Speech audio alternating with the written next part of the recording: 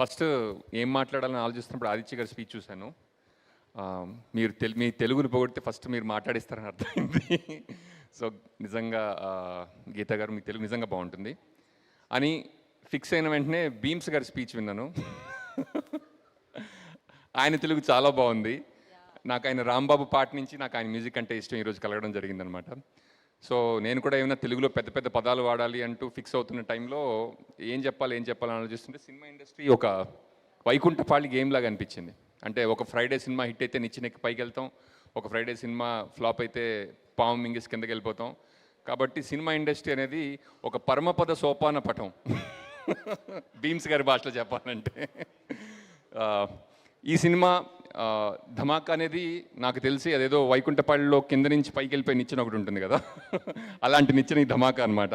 ఈగలు కూడా అలాంటి నిచ్చెన అవుతుందని నాకు చాలా చాలా నమ్మకంగా ఉంది. అండ్ నాకు కొంతమంది డ్యాన్స్ చేస్తుంటే మనకు చూడబుద్ధి అవుతూ ఉంటుంది, కొంతమంది డ్యాన్స్ చేస్తుంటే మనకు కూడా డ్యాన్స్ చేయబుద్ధి అవుతుంటుంది. అటువంటి యాక్టర్ రవితేజ గారు అనమాట. నాకు ఒక గుర్తుంది ఇప్పటికీ, ఒక న్యూ ఇయర్స్ రోజు కాజల్ చెల్లివా కత్రినా కైఫ్ అనే ఒక పాట పెట్టుకుని నేను 2 గంటలు అదే పాట చూస్తే ఆయనకి ఫోన్ చేసి thank you for existing in the ఇండస్ట్రీని మెసేజ్ పెట్టాను అనమాట. అంతే ఎంతూజియాసంతో డ్యాన్స్ చేసే నటి శ్రీలీల. ఇప్పుడే ఇందాక ఈ రాజీగో పాట చూసినప్పుడు కూడా నాకు అదే ఫీలింగ్. అంటే ఒక మంచి యాక్టర్ అండ్ యాక్ట్రెస్ ఉండి ఒక మంచి మ్యూజిక్ డైరెక్టర్ సాంగ్ ఉంటే ఆ సాంగ్ ఎన్ని కాలాలు నిలుస్తుంది అనడానికి ఇలాంటి పాటలు నాకు నిదర్శనం అనమాట. నేను కొన్నాళ్ళు రవితేజ గారు యాక్టింగ్కి ఫ్యాన్ని. అది ఈగల్ సినిమా షూటింగ్ అయ్యేంత వరకే. ఈగల్ సినిమా షూటింగ్ స్టార్ట్ అవ్వగానే నేను ఆయన మంచికి కూడా ఫ్యాన్ అయ్యాను. అంటే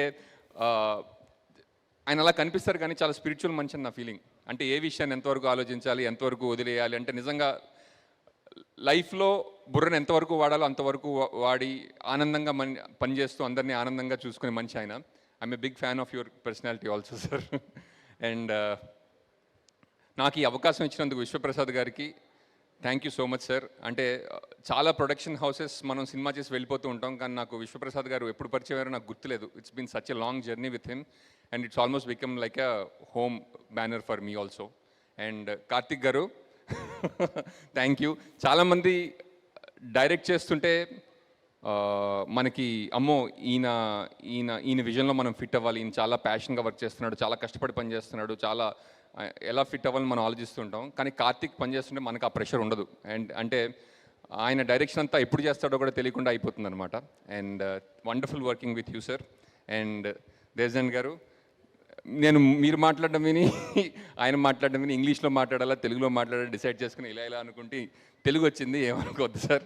but wonderful music sir. I'm అంటే really glad to have known a technician like you. Thank you so much. Vivek గారు ఇక్కడ లేరు. Thank you so much. Otherwise Geetha గారు మీ తెలుగు బాగుంటుంది సార్, ఫస్ట్ మీరు నన్నే మాట్లాడించాలి. ఇవాళందరూ నన్ను టార్గెట్ చేశారే. Thank you so much.